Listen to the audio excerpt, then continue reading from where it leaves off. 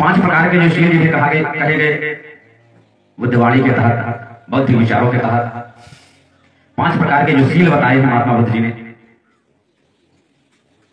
यदि उनको तुम समझ गए, जान गए और मान लिए, तब तुम सदा संसार में पाप से मुक्त हो जाओगे। 5 शील कौन से हैं महात्मा बुद्ध ने बताया।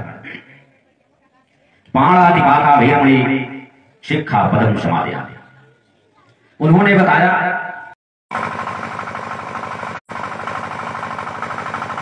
उन्होंने लोगों के दुखों पर, चिंताओं पर, क्लेशों पर, पीड़ाओं पर अध्ययन किया।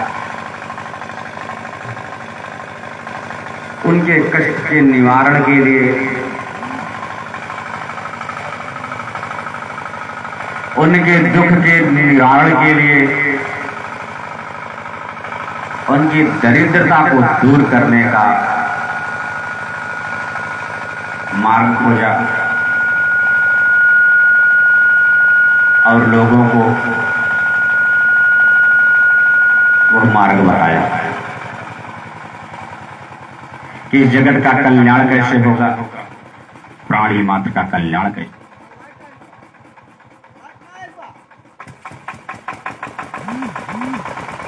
प्राणी मात्र के कल्याण के लिए उन्होंने कुछ उपाय बताए। आइए हम उन उपायों पर कुछ चर्चा करते हैं। एक बार की बात है, तथागत गौतम बुद्ध जी रास्ते से जा रहे थे। वो अपने शिष्य के साथ था। प्रातः काल उन्होंने देखा कि शिगाल नाम का एक व्यक्ति है,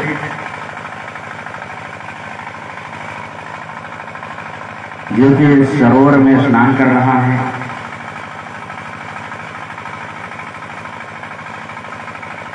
वो बार बार स्नान करता, उसमें गोते लगाता, सरोवर में डूबता, फिर ऊपर आता और अपने शरीर को खूब मलता। वो अपने शरीर को खूब मलता, फिर डूबता, बार बार ऐसा ही कर रहा था। उसके बाद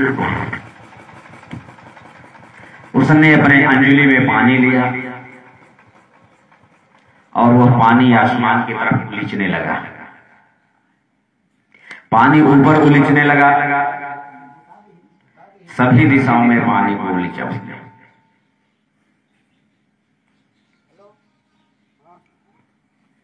जब महात्मा बुद्ध जी देख रहे थे तो उसके निकट गए। उसके निकट जाने के बाद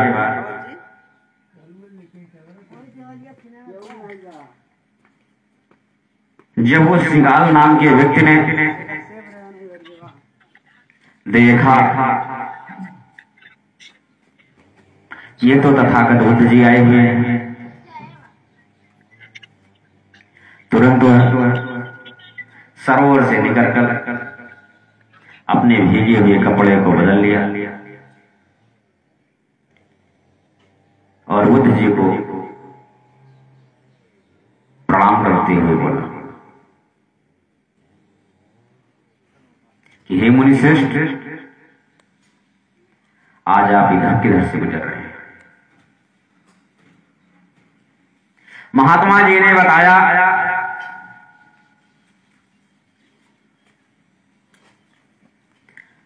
कि हम इधर से गुजर रहे थे तो हमने देखा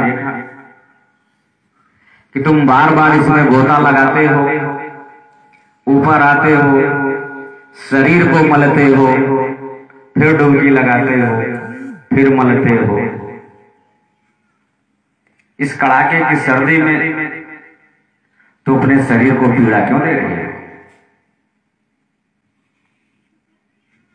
क्या तुम सुबह शाम ही करते हो? उस व्यक्ति ने कहा कि हम मैं सुबह शाम यही करता, क्योंकि मैं जो दिन भर पाप किया रहता हूं उस शाम को आकर इस सरोवर में स्नान कर लेता हूं, मेरे सारे पाप धुल जाते हैं। जो मैं रात में पाप किया रहता हूं, सुबह आकर मैं स्नान कर लेता हूं तो हमारे सारे पाप धुल जाते हैं। महात्मा ने कहा कि सरोवर में स्नान करने से आपके शरीर की बाहरी मैल तो साफ हो जा रही है, लेकिन क्या तुम्हारे मन की मैल साफ होगी? और जब तक तुम्हारे मन की मैल साफ नहीं होगी, जब तक तुम्हारे अंतःकरण पवित्र नहीं होंगे, जब तक तुम्हारे विचार स्वच्छ नहीं होंगे, जब तक तुम्हारे कार्य व्यवहार सद्मार्गी नहीं होंगे, तब तक तुम्हारा इस सरोवर में, इस जलाशय में स्नान करने का क्या अर्थ?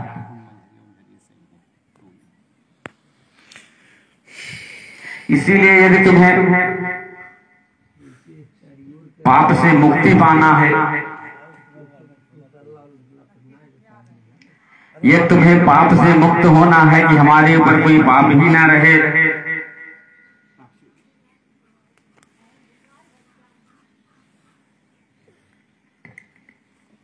तो ऐसा कार्य करो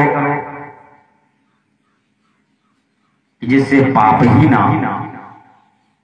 यदि पाप ही नहीं होगा तो तुम्हें सुबह शाम इस सरोवर में कड़ाके की सर्दी में स्नान करने का कोई मतलब नहीं है। तुम वो कार्य करो कि जिससे तुम्हारे मन में, तुम्हारे शरीर के द्वारा, तुम्हारे मन के द्वारा जो पाप का बोझ महसूस हो रहा है वो ना हो। यदि काम करना है तो बीमारी के जड़ पर काम करो, समस्या की जड़ जहां है वहां पर कार्य करो, ताकि भविष्य में वो समस्या पैदा ही ना हो। इसीलिए आप लोगों ने देखा होगा आज भी जब हम बीमार होते हैं तो डॉक्टर के पास दवा लेने जाते हैं। शरीर में हमारे फोड़ा फुंसी हो गया, शरीर में हमारे कहीं कट गया तो हम तुरंत इलाज करवाते हैं। अब आप देखिए, इलाज के समय डॉक्टर जो हमको दवाई देता है वह दवा हम मुंह के द्वारा खा लेते हैं और हमारे पेट में चला जाता है। जो अंग कटा है उस पर नहीं लगाते हैं, दवा को खा लेते हैं, इंजेक्शन को शरीर में लगवा लेते हैं, लेकिन वो जो हमारा अंग जो सड़ रहा है, जो कट रहा है, जो फोड़ा फुंसी है, वो सही हो जाता है। चाहे उस घाव पर, उस कटे पर हम मलहम लगाए या ना लगाए। ऐसा क्यों होता है? इसलिए कि बीमारी, जो सड़ने की बीमारी है, ये पैदा कहां से हो रही है? ये जो समस्या आई है वो पैदा कहां से होती है? यदि हम उस समस्या पर, उसकी जड़ पर, उसकी मूल रूट पर यदि हम उसका उपचार करते, रोक लगाते, तो समस्या ही नहीं पैदा होती। इसीलिए महात्मा गौतम बुद्ध जी ने कहा कि यदि तुम्हें पाप से मुक्ति चाहिए तो सबसे पहले तुम वह कार्य करो जिससे पाप ही ना हो। तब श्रीगाल नाम के व्यक्ति ने कहा कि हे प्रभु,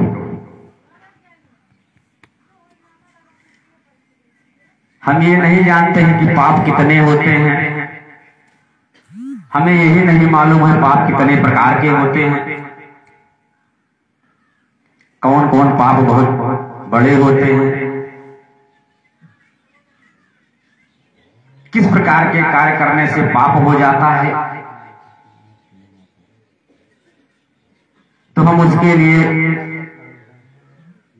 उससे बचने के लिए हम कौन सा कार्य करें?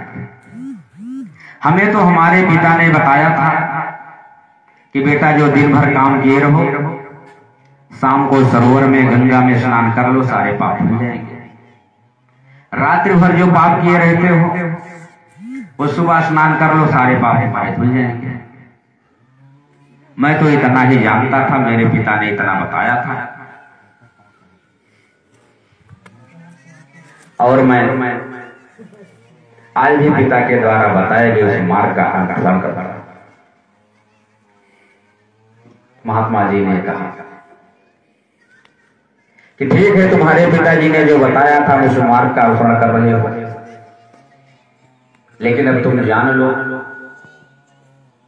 कि तुम्हें उसी लकीर की फकीर को टूटने की जरूरत नहीं है, उसको त्याग दो।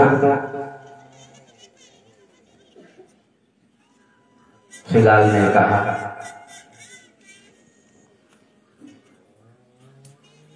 कि हे महात्मा, दुनिया में किसे पाप कहते हैं, कृपया आप मुझे विस्तार पूर्वक बताएं। पाप तब तक लोग महा ते सब लेख न जाए, और तुम ही बताओ भद्र में अति संक्षेप ईमान। महात्मा बुद्ध जी ने कहा कि दुनिया में बहुत प्रकार के पाप हैं, पाप की गिनती कर पाना संभव नहीं है। असंख्य पाप है, उसे गिना नहीं जा सकता, किंतु कुछ पाप विशेष हैं जिसको मैं बता रहा हूं। यदि तुम उस कार्यों से, उस पाप से तुम दूर हो जाते हो तो समझ लो तुम पाप से मुक्त हो गए। तो महात्मा गौतम बुद्ध ने कहा कि लेख यथारथ मैं जिए जाना, और शील हनन सम पाप न आना, गौन अपर गुरु पातक पाछू, मानव बुद्ध वचन सुनि साचू। महात्मा गौतम बुद्ध जी ने कहा कि दुनिया में बहुत प्रकार के पाप हैं, लेकिन मैंने जो जाना है, अब आप समझ लीजिए, बुद्ध वाणी कहती है कि मैंने जो जाना है वो 5 प्रकार के पाप विशेष हैं। यदि उनसे तुम दूर हो जाते हो तब समझ लेना कि चराचर जगत से मैं पाप से मुक्त हो गया। जो 5 प्रकार के जो शील जिन्हें कहे गए बुद्धवाणी के तहत, बौद्धिक विचारों के तहत 5 प्रकार के जो शील बताए हैं महात्मा बुद्ध जी ने, यदि उनको तुम समझ गए, जान गए और मान लिए, तब तुम सदा संसार में पाप से मुक्त हो जाओगे। 5 शील कौन से हैं? महात्मा बुद्ध ने बताया, पाणातिपाता वीरमणि शिक्षा पदम समाधया। उन्होंने बताया कि अकारण हिंसा नहीं करनी चाहिए। अकारण हिंसा नहीं करनी। वैसे तो सभी धर्मों में है कि हिंसा करना पाप है, किसी प्राणी की, किसी जीव की हत्या नहीं करनी चाहिए।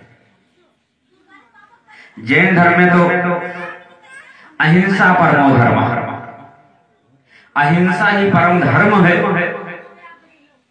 ऐसा बताया गया है कि हिंसा हमें किसी भी हालत में नहीं करनी चाहिए। लेकिन महात्मा बुद्ध जी कहते हैं कि अकारण हिंसा नहीं करनी चाहिए। यदि बहुत आवश्यक हो, यदि बहुत जरूरी हो, यदि उसकी हत्या न करने से समाज को, देश को, व्यक्ति को बहुत नुकसान उठाना पड़े, बहुत दुख भोगना पड़े,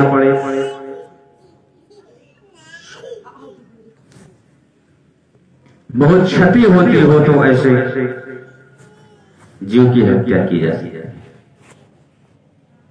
जैसे उदाहरण के लिए आपने देखा होगा, प्रत्येक देश के संविधान में उसकी व्यवस्था में नियम बना है कि जो व्यक्ति गलत कार्य करेगा उसको सजा दी जाएगी। भारतीय संविधान में भी मृत्यु दंड की व्यवस्था दी गई है, फांसी की व्यवस्था दी गई। जैसे कोई व्यक्ति, यूं मान लीजिए एक आतंकवादी की बात मान लीजिए, उदाहरण के तौर पर किया जाए कि एक व्यक्ति वो इतना घोर अत्याचारी हो जाता है कि वो कारण ही लोगों को गोलियों से भून देता है, बम लगा देता है। आपने देखा होगा कि भारत की महानगरी मुंबई में आतंकवादी आए, बम ब्लास्ट किए, कितने लोगों की उसमें अकारण मौत, बेवजह लोग मारे गए, कितने धन और जन की क्षति हुई।